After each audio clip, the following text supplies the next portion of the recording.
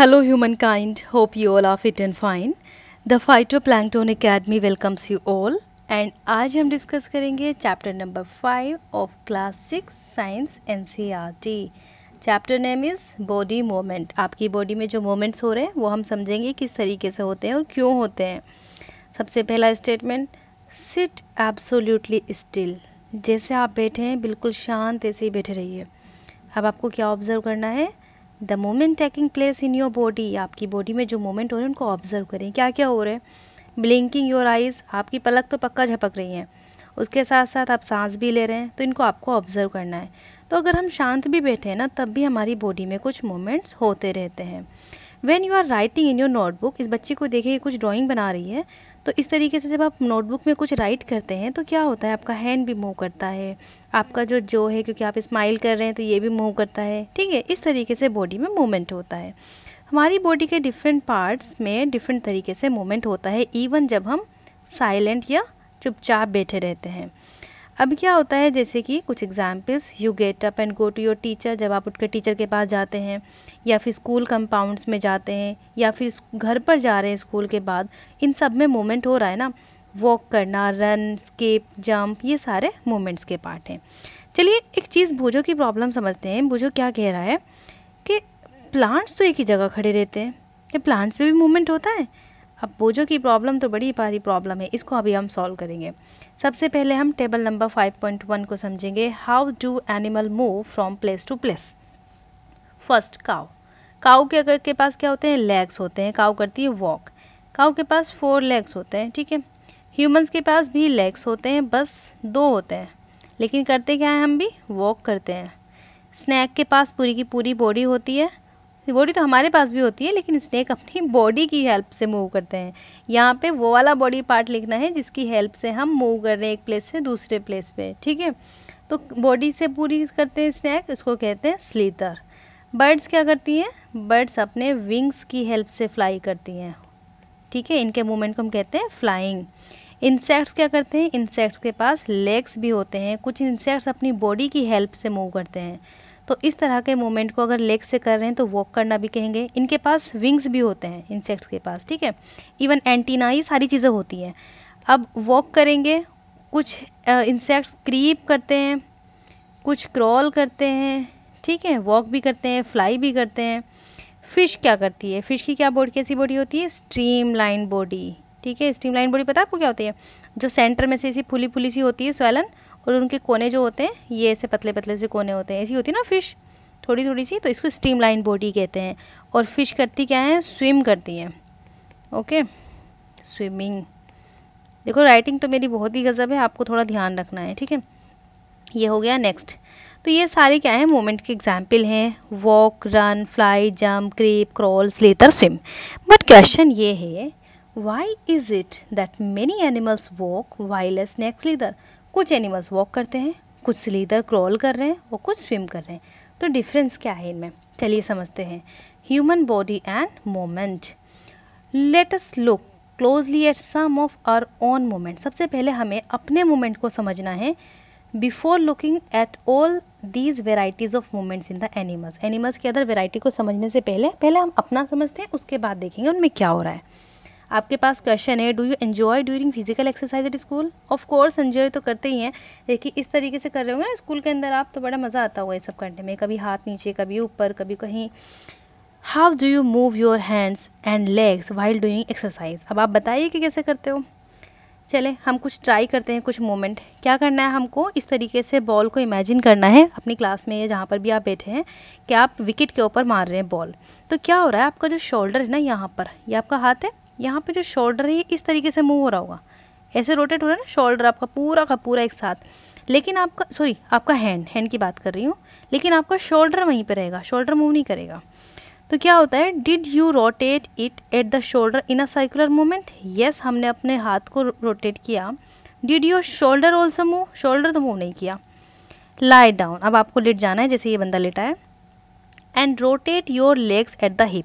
या आपके हिप वाले डायरेक्शन से अपने पैर को ऐसे करके रोटेट करना है. ठीक है, तो क्या होगा, आपका जो हिप है वो तो उसी जगह पे रहेगा, लेकिन आपका जो लेग है वो रोटेट करता रहेगा। ठीक है, आप उसको पूरा घुमा सकते हैं लिट के, जैसे बच्चे हरकतें करते हैं लिटने के बाद, तो इस तरीके से वो आप अपना पूरा का पूरा पैर घुमा सकते हैं।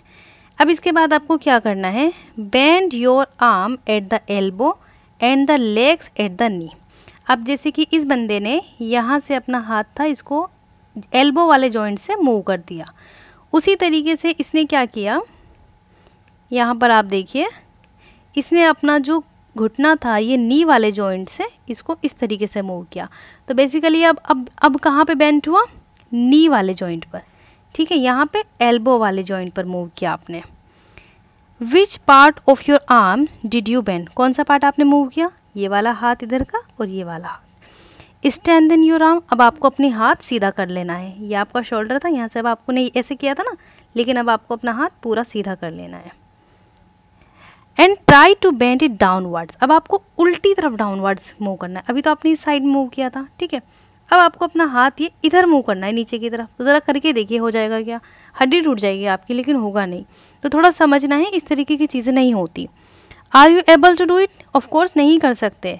पीछे की तरफ नहीं मुड़ता है हाथ, सिर्फ एक ही तरफ से मुड़ता है। आप पीछे की तरफ, अब कोहनी से पीछे की तरफ हाथ मोड़ेंगे तो नहीं मुड़ेगा, और आपको ट्राई भी नहीं करना है, ठीक है, क्योंकि ये नहीं होता। Try to move the various parts of your body and record their movement, जहाँ जहाँ मुड़ सकता है, जो जो हो सकता है आपकी बॉडी में, उनको ऑब्जर्व करें, वो मूवमेंट करें, और अपनी कॉपी में नोट डाउन कर लें कि आपके क्या क्या बॉडी के पार्ट्स किस किस डायरेक्शन में मूव कर रहे हैं।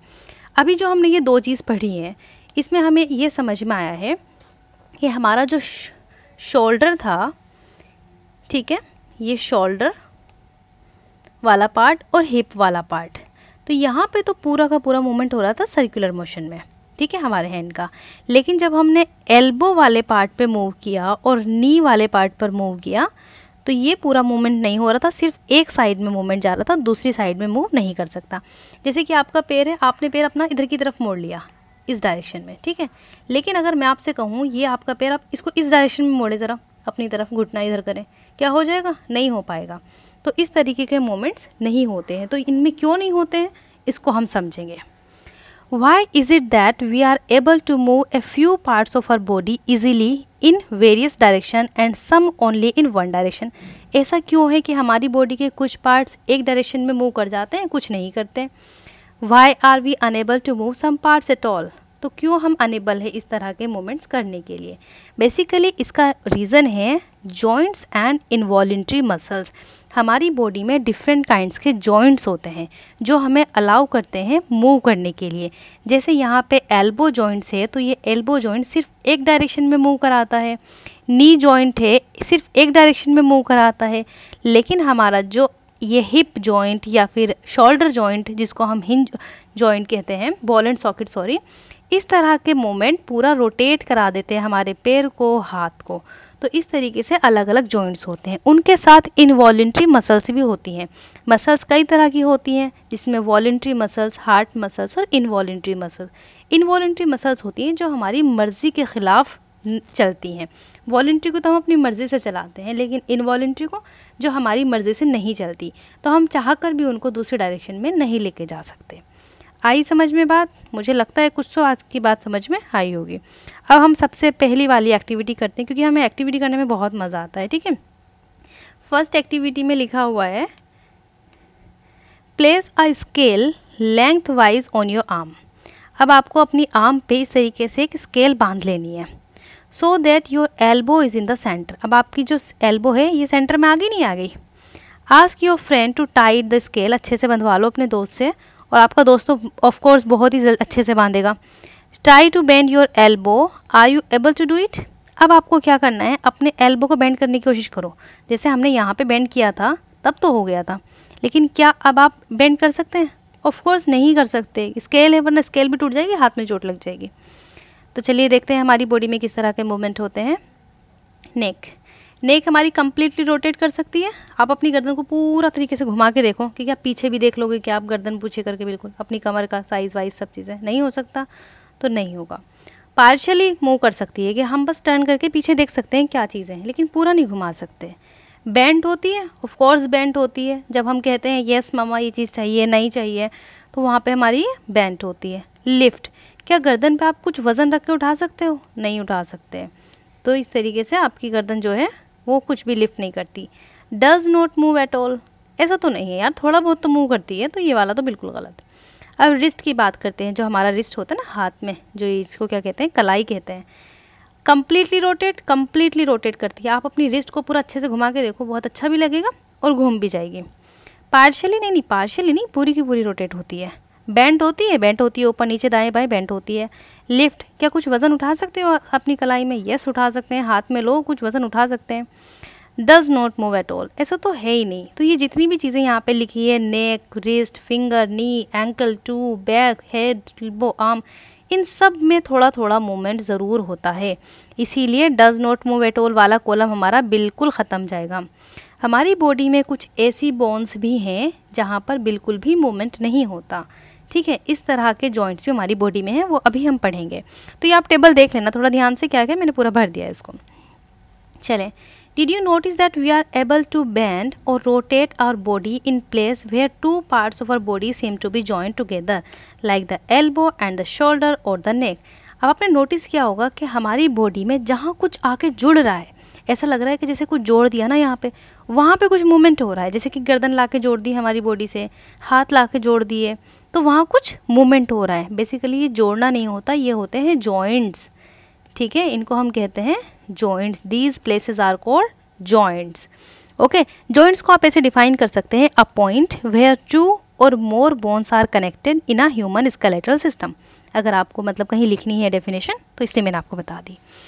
Can you name some other joints? Yes, हमारे पास कुछ अदर जॉइंट्स हैं। बॉल एंड सॉकेट जॉइंट है, hinge joint, pivot joint, saddle joint, इस तरह के जॉइंट्स हम पढ़ेंगे अभी। What exactly is joined together at this point? क्या जॉइंट होता है जिसकी वजह से ये हड्डियाँ जुड़ जाती हैं? तो ये होता है fibrous connective tissue and cartilage. Cartilage और बोन्स में डिफरेंस होते हैं। बोन्स आपकी बहुत हार्ड होती है, कार्टिलेज थोड़े से सॉफ्ट होते हैं। और भी डिफरेंस है, अभी पढ़ेंगे। अब आपको क्या करना है, अदर एक्टिविटी हम करते हैं। Press your finger against the top of your head. जैसे कि ये फिंगर रखिए ना यहाँ पे, ऐसे अपने हेड पे फिंगर रखिए, फेस पर रखिए, नेक पर, नोज़ पर, ईयर पर या बैक ऑफ द शोल्डर, इस तरीके से जगह जगह रख के देखिए। आपको जहाँ पे टाइट लगेगा तो आपको पता चलेगा, जो बहुत जैसे यहाँ पे टाइट लगेगा ना हेड पर, ये क्या है बेसिकली, ये हार्ड जो स्ट्रक्चर है ये होती है bone. And repeat this activity on other parts of your body. तो आपको बहुत सारी बोन्स मिलेंगी अपनी बॉडी में। Bone can not be bent, ये मुड़ नहीं सकती। अब जब मुड़ नहीं सकती तो कैसे मुड़ा था एल्बो जॉइंट? एल्बो जॉइंट कैसे मुड़ गया जब बोन मुड़ नहीं सकती? तो अभी देखते हैं। It is not one long bone. Actually में जो हमारा हाथ था वो पूरी की पूरी एक बोन का नहीं बना हुआ, ये हाथ हमारा। इसके अंदर यहाँ पे जो एल्बो जॉइंट है, इसने दो बोन को जॉइन कर रखा है, ठीक है।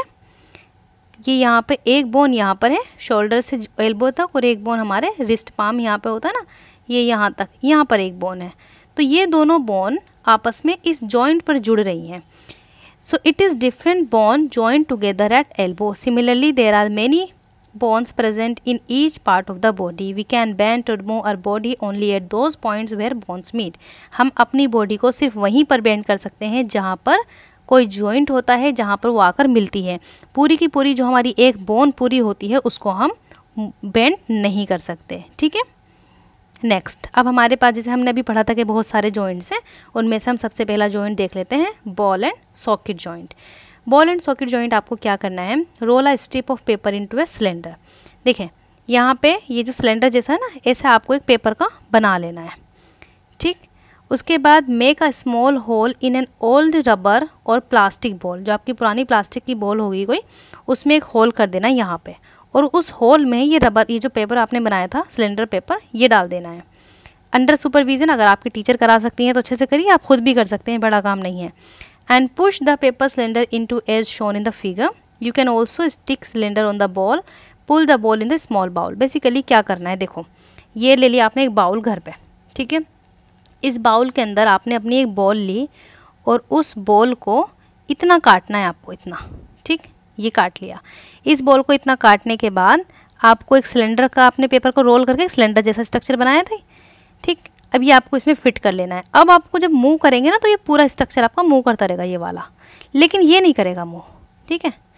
अब देखते हैं क्या होता है। Does the ball rotate freely inside the bowl? Yes. Does the paper cylinder also rotate? No.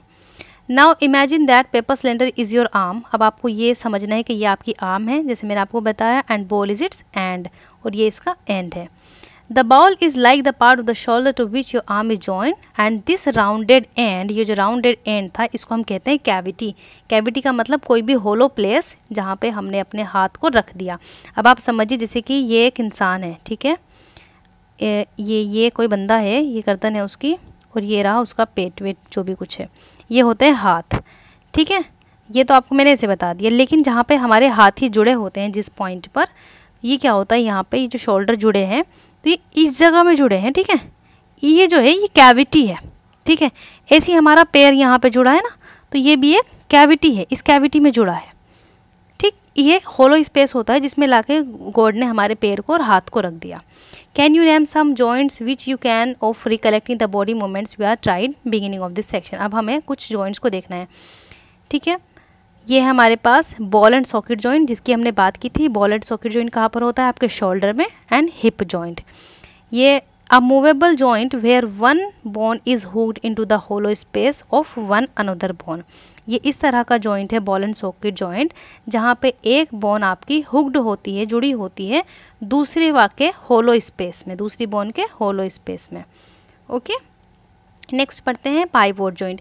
ये आपका हिप जॉइंट बोन दिखाया गया, यहाँ पे हिप बोन है, और ये बॉल एंड सॉकेट जॉइंट है, ये थाई की बोन है पूरी। तो बोन जहाँ पे जुड़ रही है जॉइंट है, और ये वाले जॉइंट होते हैं बॉल एंड सॉकेट जॉइंट। इसके दो एग्जाम्पल हैं, कौन कौन से, शोल्डर वाला और आपका हिप जॉइंट, ठीक है। चलें, ये लिख लेना आप, अच्छी चीज़ है ये। पाइवोटल जॉइंट, ये क्या होता है, the joint where our neck joints the head is a pivotal joint. जहाँ पे हमारी गर्दन उठा के भगवान ने हमारी बॉडी के ऊपर रख दी है, उसको हम कहते हैं pivotal joint. It allows us to bend our head forward and backward, जिससे हम अपने हेड को बैकवर्ड एंड फॉरवर्ड मूव करते हैं, टर्न करते हैं हेड को राइट और लेफ़्ट की तरफ जब हमें हाँ या ना कहना होता है। इस तरह के मूवमेंट आप ट्राई करिए, हो जाएंगे इजीली। तो ये आपकी गर्दन थी, ठीक है, इसको लाके जोड़ा यहाँ पे, ठीक है। ये वाला जो जॉइंट है ये है pivotal joint. In a pivotal joint a cylindrical bone rotates in a ring. ये जो सिलेंड्रिकल बोन है ये रिंग में की तरह रोटेट करती है। अब देखते हैं हिंज जॉइंट क्या है। जैसे कि आपके घरों के जो दरवाजे हैं, जब आप उनको मतलब खोलेंगे दरवाजे को, एक साइड में खुल जाएगा फिर बंद हो जाएगा, खुल जाएगा बंद हो जाएगा। तो इस तरीके का जो एक साइड वाला चीज़ खुल रही है ना, उसको हम कहते हैं हिंज जॉइंट। ये जैसे कि आपका डोर में जो मूव होता है बैक एंड फोर्थ। चलें इसको एक ट्राई करते हैं। क्या करना है, आपको एक ऐसे सिलेंडर बना लेना है, मतलब जैसे पेपर का भी हमने बनाया था, ऐसे मोड़ मोड़ के एक सिलेंडर बना लिया आपने। उसमें आपने एक होल किया यहाँ पे और अपनी पेंसिल लटका दी। सिर्फ एक पेंसिल है, ये दो आपको दिखा रखी हैं, ठीक है। इस पेंसिल को आप ऐसे मूव करेंगे इधर की तरफ, फिर इधर की तरफ, फिर इधर की तरफ, फिर इधर की तरफ। इस तरीके से क्या हो रहा है, पेंसिल इधर जा रही है, इधर आ रही है, इधर जा रही है, इधर आ रही है।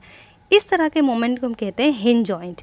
अभी हिंज जॉइंट आपको कहाँ पर मिलेगा, अभी मैंने आपको बताया था ना कि हमारा जो एल्बो होता है, नी होता है, वो सिर्फ एक ही डायरेक्शन में जाता है।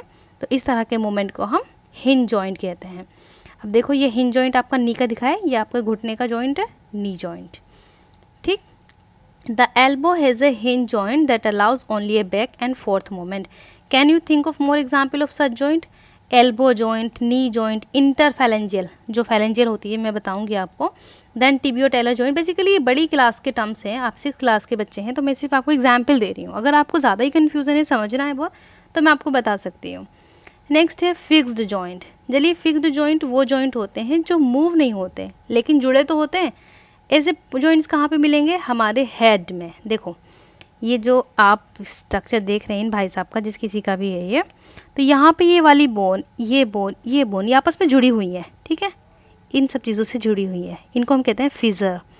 लेकिन ये मूव तो नहीं कर रही। अब ऐसा तो नहीं आपने यहाँ पे आपके रेपट मार दो जैसे, तो ये वाली बोन अंदर चली जाएगी, या सर पे रेपट मारा तो ये बोन मतलब इधर हो गई, ऐसा नहीं। ये बहुत अच्छी तरीके जुड़ी है और मूव नहीं करती, ठीक। The bones can not move at these joint, such joints are called fixed joint, उनको हम फिक्स्ड जॉइंट कहते हैं। देखिए एग्जाम्पल बताती हूँ। When you open your mouth wide, जब आपने मुंह खोला ना बहुत बड़ा सा, you can move your lower jaw away from your head, isn't it. अगर आप अपने लोअर जॉ को मूव करना चाहें तो क्या आप मूव करेंगे, यस, थोड़ा थोड़ा सा मूव हो जाएगा। मैं ट्राई कर रही हूँ ना, इसलिए थोड़ा सा ऐसा हो रहा है। Then try to move your upper jaw. अब आप अपने अपर जॉ को मूव करके दिखाओ ज़रा, क्या ये पॉसिबल है, ऑफ कोर्स नॉट।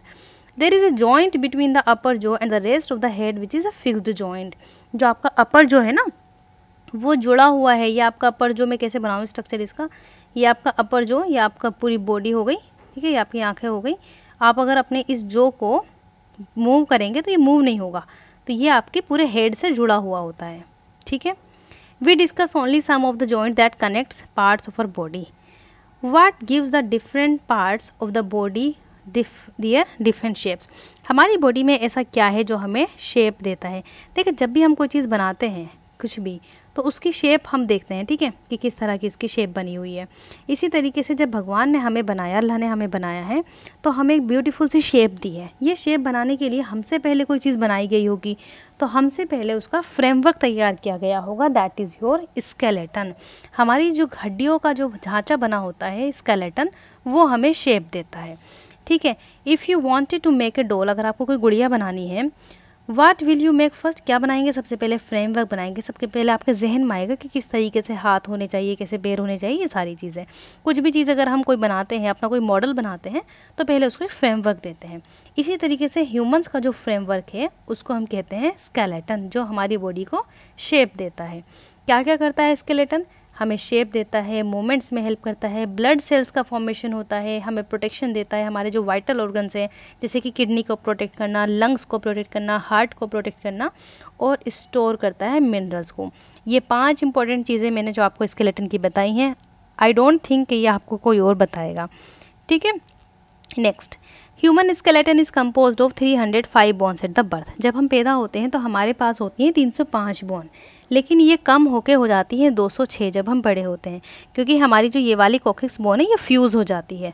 यहाँ पे कुछ बोन फ्यूज़ हो जाती हैं ताकि हम चलने में हेल्प कर सके ये हमें, ठीक है। क्योंकि जब हम बच्चे होते हैं हम बैठ भी नहीं पाते, धीरे धीरे हम बैठना शुरू करते हैं, चलना शुरू करते हैं, तो हमारी बॉडी जो है वापस में जो बोन्स है वो फ्यूज़ हो जाती हैं।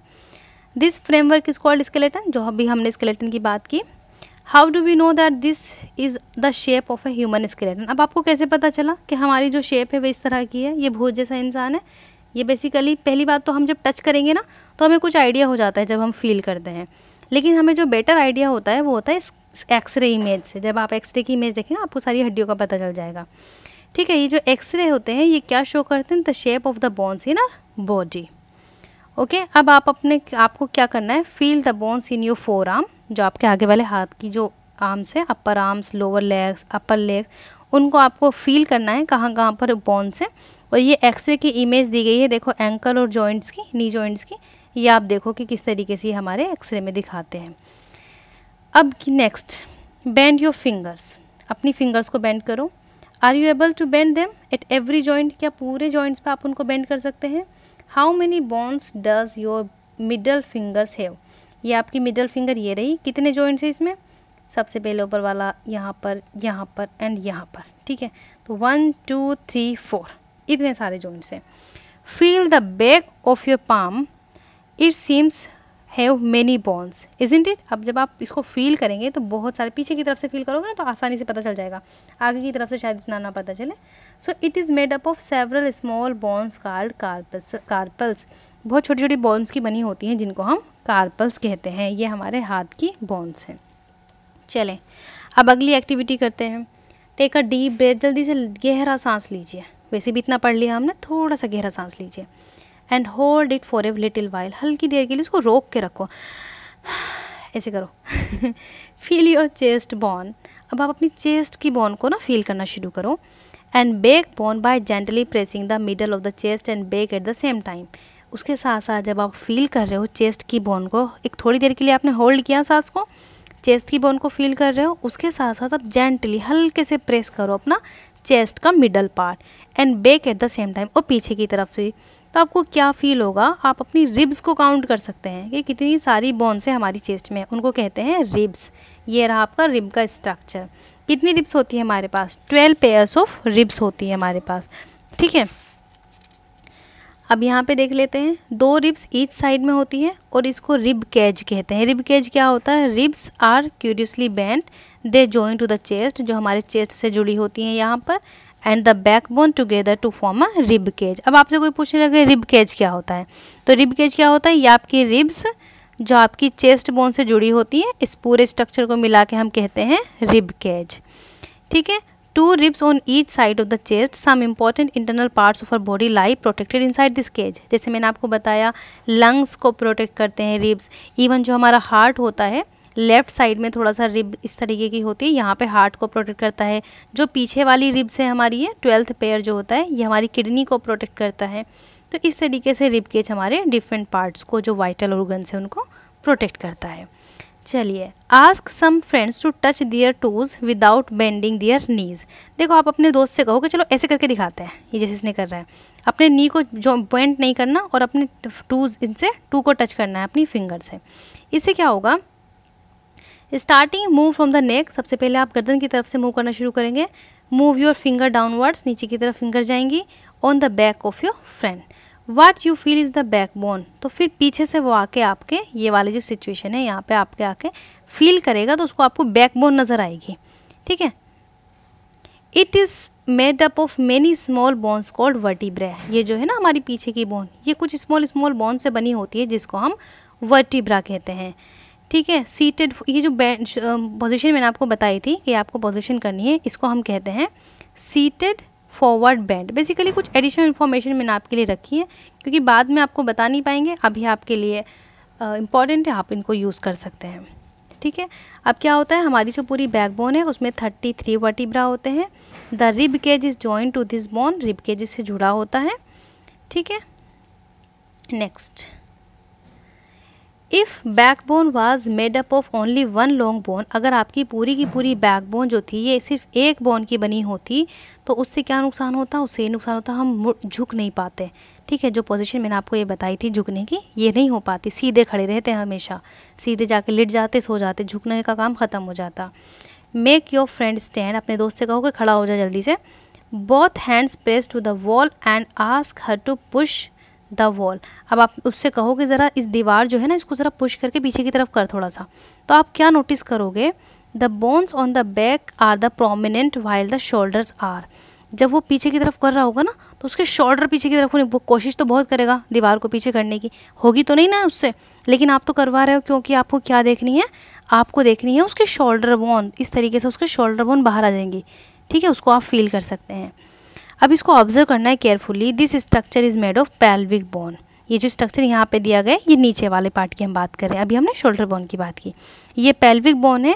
दे enclose the portion of your body below the stomach, जो हमारी बॉडी का नीचे वाला पोर्शन है, ये वाला, ठीक है, स्टमक से नीचे वाला, इसको होल्ड करता है pelvic bone. The skull is made up of many bones joined together. It encloses and protects a very important part of the body, that is brain. ये हमारा जो हेड है, स्कल है, ये हमारे ब्रेन को प्रोटेक्ट करता है। ठीक है। We discussed many bones, बहुत सारी bones हमने डिस्कस की। The joints of the skeleton, there are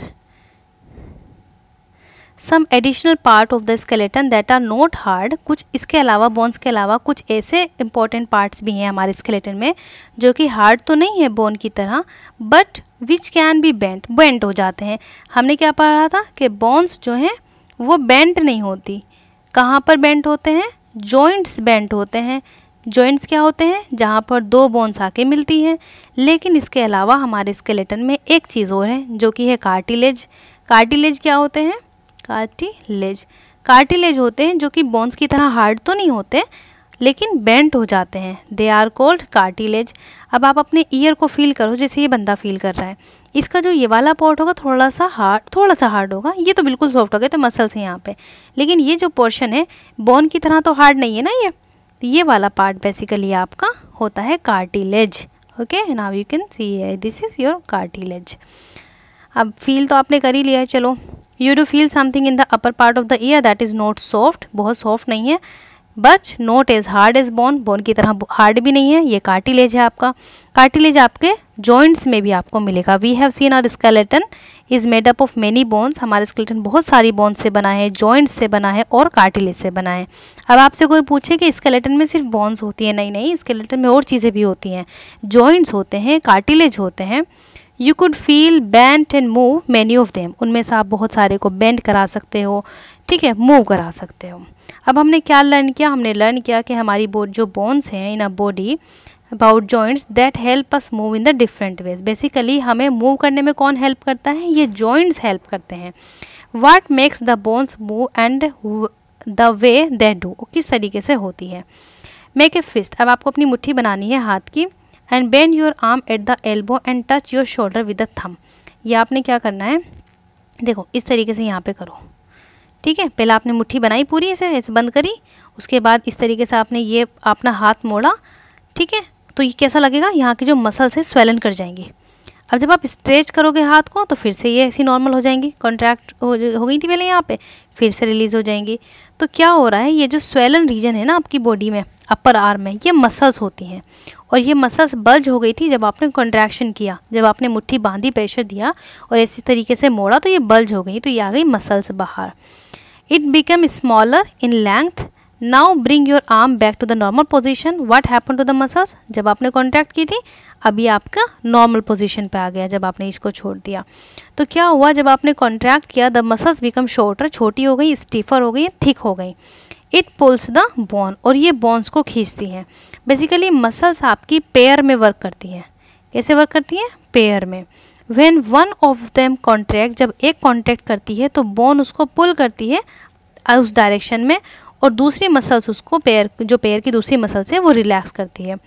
तो हमने क्या पढ़ा, a muscles can only pull, muscle सिर्फ पुल कर सकती है, it can not push, push नहीं कर सकती, सिर्फ खींच सकती है, धक्का नहीं दे सकती।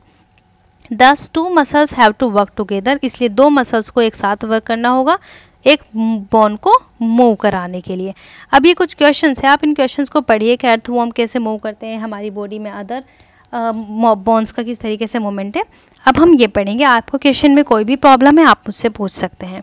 गेट्स ऑफ द एनिमल्स, ये हम पढ़ेंगे, एनिमल्स की किस तरह की चाल होती है, कैसे मूव करते हैं, ठीक है। क्योंकि हमने ह्यूमंस का मूवमेंट तो पढ़ लिया, डिफरेंट जॉइंट्स पढ़ लिए, अब हम एनिमल्स का मूवमेंट पढ़ेंगे। अर्थवॉर्म कैसे मूव करता है, देखो एक अर्थवॉर्म को ऑब्जर्व करो आप सॉइल के ऊपर अपने गार्डन में जाके, आप उसको जेंटली लिफ्ट उठा लो उससे और उसको एक ब्लॉटिंग पेपर पे या फिल्टर पेपर पे रखो। जब आप उसका मूवमेंट ऑब्जर्व करोगे किसी ब्लॉटिंग पेपर पे या स्मूथ ग्लास प्लेट पे या स्लिपरी सरफेस पे, तो आपको क्या लगेगा, उसका मूवमेंट स्लो हो जाएगा। लेकिन जो मिट्टी होती है, रफ सरफेस होती है, वहाँ पर उसका मूवमेंट थोड़ा सा फास्ट होता है। इसका रीज़न क्या है, जो अर्थवॉर्म की बॉडी है वो बहुत सारे रिंग्स के साथ बनी हुई है, वो यहाँ पे एक रिंग, यहाँ पे एक रिंग, यहाँ पे ऐसे आपस में जुड़े होते हैं ये। तो इनमें मूवमेंट कैसे होता है, जब अर्थवॉर्म के पास बोन तो है नहीं, ठीक है, ये बात आपको याद रखनी है कि अर्थवॉर्म के पास बोन नहीं है फिर भी मूव करता है, हम तो बोन से मूव करते हैं। It has muscles which helps to extend and shorten the body, इनके पास लेकिन मसल्स होती हैं जो इनको आगे बढ़ने में, पीछे ले जाने में हेल्प करती हैं। ड्यूरिंग मूवमेंट अर्थवॉर्म क्या करता है, फर्स्ट एक्सटेंड द फ्रंट, पहले अपने फ्रंट वाले पार्ट को, ये आपका अर्थवॉर्म है तो पहले अपने फ्रंट वाले पार्ट को आगे मूव करेगा, keeping the rear portion fix to the ground, और जो नीचे वाला पीछे वाला पार्ट है इसको फिक्स कर देगा ग्राउंड पे, हल्का सा मूव करा और फिर ये इसे आगे कर लिया, फिर हल्का सा मूव करा फिर आगे कर लिया, इस तरीके से हल्के हल्के चलता है। Then it fixes the front end and release the rear end, अगले वाले एंड को, जो आगे वाला पार्ट था उसको वहाँ पे रोक दिया, पीछे वाले को उठा लिया, फिर पीछे वाले को फिक्स किया, आगे वाले को उठाया, फिर आगे को फिक्स किया, पीछे को उठाया, इस तरीके से चलता है। It then shortens the body and pulls the rear end forward, आगे पीछे चलता है उसकी body. Thus it makes it move forward by a small distance, इसीलिए बड़ी छोटी छोटी डिस्टेंस बड़ी देर में कवर करता है। Repeating such muscles expansion and contraction the earthworm can move through the soil, इस तरीके के मसल्स कॉन्ट्रैक्शन से अर्थवॉर्म सोइल पर मूव करता है। इसकी बॉडी एक स्लिमी सब्सटेंस भी रिलीज करती है जो उसके मूवमेंट में हेल्प करता है, ठीक है। तो ये एक्टिविटी जो है अर्थवॉर्म की, ये हमारे लिए बहुत यूज़फुल है, प्लांट्स के लिए भी, क्योंकि अर्थवॉर्म की जो बॉडी है वो उसका जो कैनाल है अंदर का, जहाँ पे वो मिट्टी को खाता है उसको रिलीज़ करता है, वो बहुत इंपॉर्टेंट होता है। तो इसीलिए हम अर्थवॉर्म को फ्रेंड्स ऑफ द फार्मर भी कहते हैं।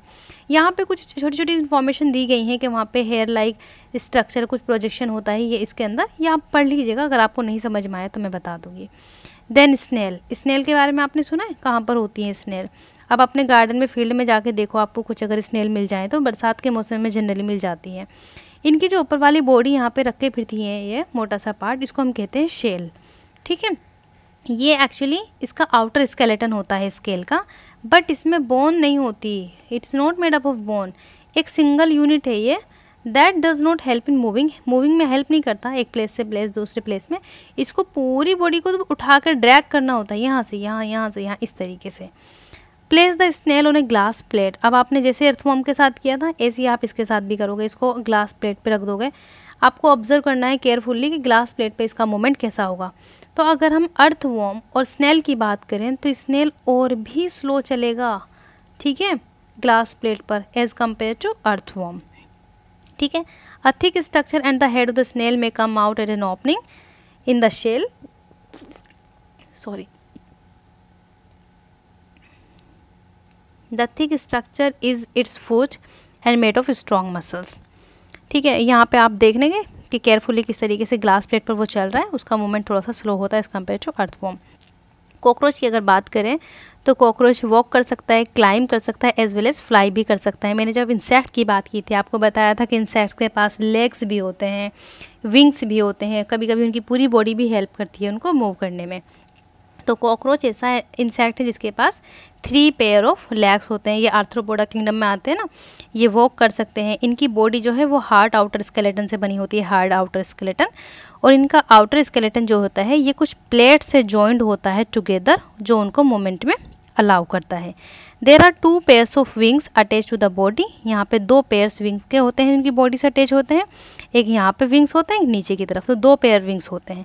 जनरली बर्ड्स में 1 पेयर विंग्स होते हैं, इनमें 2 पेयर होते हैं।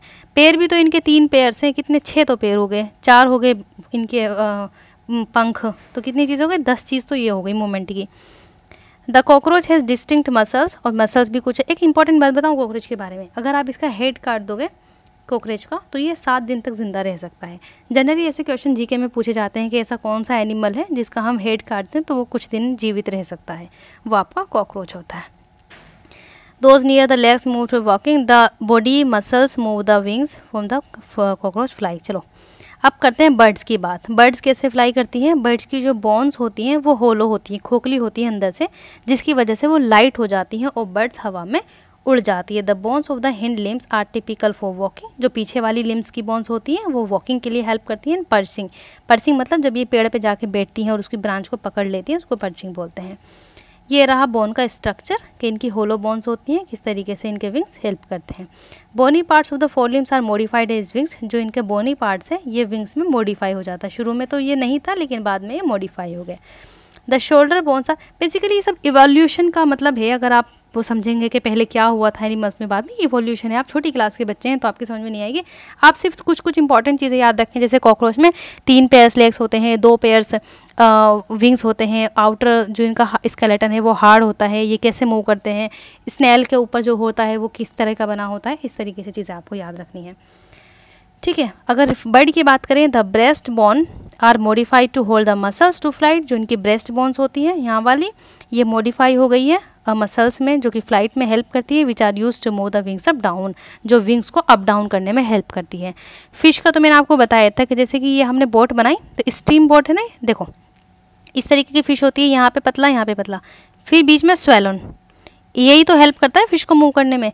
फिश का स्ट्रक्चर देख के हम अपनी नाव बनानी शुरू करी, इसी स्ट्रक्चर को देख के हम अपने शिप बनाने शुरू करें, क्योंकि ये शेप कुदरत ने बनाई थी फिश को मूव करने के लिए, स्ट्रीम लाइन, इसकी हेल्प से वो इजीली मूव कर सकती है। अब आपकी एक्टिविटी में यही बताया है, आप अपनी बोट को पानी में छोड़ो वो कैसे मूव करेगी, उसी के बाद आपकी फ़िश भी मूव करती है। Have you notice that the shape of a boat is some like a fish, होती है नहीं, क्योंकि जब फिश को देख के हमने बोट बनाई है तो जाहिर सी बात है ऐसी होगी। The head and tail of the fish है smaller than the middle portion of the body, जो उसका हेड और टेल होता है वो स्मॉलर होता है यहाँ पे, एज द बॉडी बीच बीच में बड़ी होती है। तो ये जो बॉडी टेपर्स एंड होते हैं दोनों साइड में, इसको हम कहते हैं स्ट्रीम लाइंड।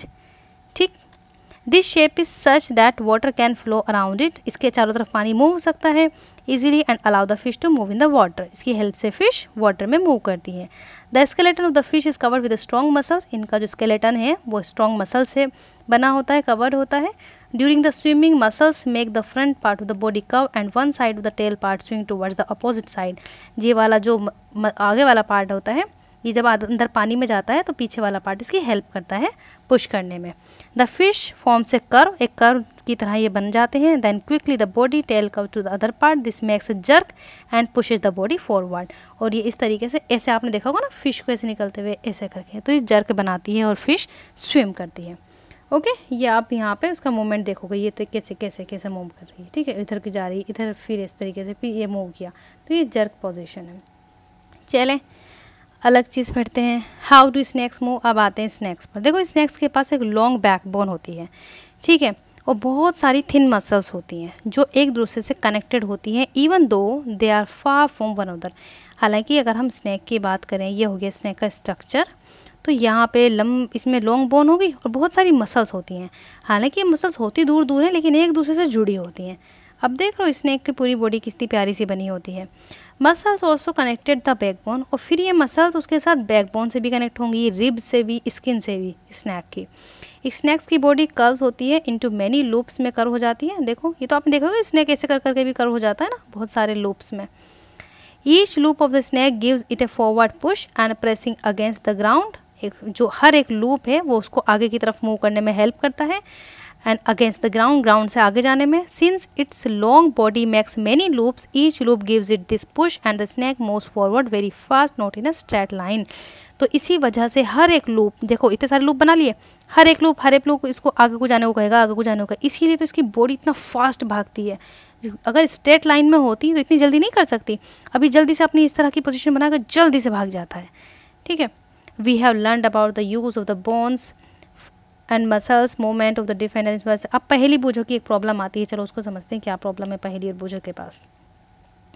पहेली and Boojho have many questions in their sex about the different movements in the animal, so must you be having many unanswered question buzzing in your mind. आपके पास कुछ क्वेश्चंस, मतलब इनके पास हैं, उनके आपके पास आंसर आप हमें देने हैं, हम देंगे आंसर, कोई मसला नहीं है इसमें।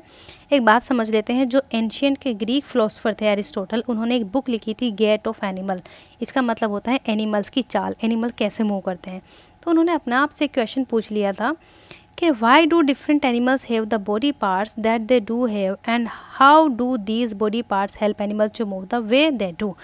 इतने सारे एनिमल्स के पास इतने बॉडी पार्ट्स होते हैं, इतने डिफरेंट होते हैं, और ये किस तरीके से हेल्प करते हैं उनके मूवमेंट में।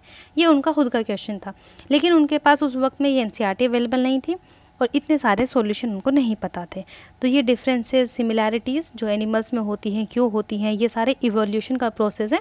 कैसे कैसे एनिमल्स ग्रो हुए हैं, डिफरेंट एनिमल्स में मॉडिफाई होकर, डिफरेंट जैसे बर्ड्स में जो बोन्स है वो मॉडिफाई होकर उन्होंने विंग्स बनाए, फ्लाइट विंग्स, उनकी बोन्स होलो हुई। किस तरीके से जो फिशेज़ होती हैं उनकी स्ट्रीमलाइन बॉडी होती हैं, किस तरीके से कॉकरोच मूव करता है या अदर एनिमल्स के। तो ये सारा इवोल्यूशन है, अदर ऑर्गेनिज्म, अदर स्पेसीज़ में other different different organs help करते हैं मूव करने में। तो ये सब था एनिमल्स मूवमेंट के बारे में। अगर आपके पास कोई क्वेश्चन है तो आप पूछ सकते हैं। एक इम्पॉर्टेंट इन्फॉर्मेशन यहाँ पे लिखी हुई है, योगा फॉर बेटर हेल्थ। हमें अच्छी हेल्थ बनाने के लिए डेली योगा करना चाहिए। ये एक इनवैल्यूएबल गिफ्ट है जो कि एंशियंट इंडियन ट्रेडिशन ने हमें दिया है। यूनाइटेड नेशन ने 21 जून को एक इंटरनेशनल डे ऑफ योगा रखा है। ये क्या करता है, योगा से हमारी जो लाइफ एक पर्सन वो हेल्दी रहता है। It helps in keeping the backbone erect, हमारी बॉडी जो बैकबोन है वो सही रहती है। Enabling you to sit straight and not slouch, आपको सही से बैठने में हेल्प करती है और उसमें ख़राबी नहीं आती। बहुत सारे पोस्चर जो हमारी बॉडी के होते हैं, अप डाउन, इधर उधर जाना, ये सारे करना, ये सब हम योगा की हेल्प से इजीली कर सकते हैं। It keeps the heart healthy, heart भी हमारा हेल्दी रहेगा। Makes it work more efficiently. Certain yoga posture should be performed under the supervision of a trained person. अब आप खुद से योगा करने ना बैठें, प्लीज़ अपने टीचर से पूछ लें कि कैसे आपको योगा करना है। अब हमने इस चैप्टर में क्या क्या पढ़ा, बैकबोन के बारे में, बॉल एंड सॉकेट जॉइंट कहाँ कहाँ पे था, शोल्डर में, हिप जॉइंट में, bristles, cartilage, cavity, fixed joint जो हमारे हेड में था, gait of animal, hinge joint, muscles, outer skeleton, pelvic bone, pivotal joint, rib cage, shoulder bone, skeleton, streamline body. ये सारे कीवर्ड्स आई होप कि आपको समझ में आए होंगे। अगर कुछ भी आपकी समझ में नहीं आ रहा है, then you can contact at the phytoplankton academy.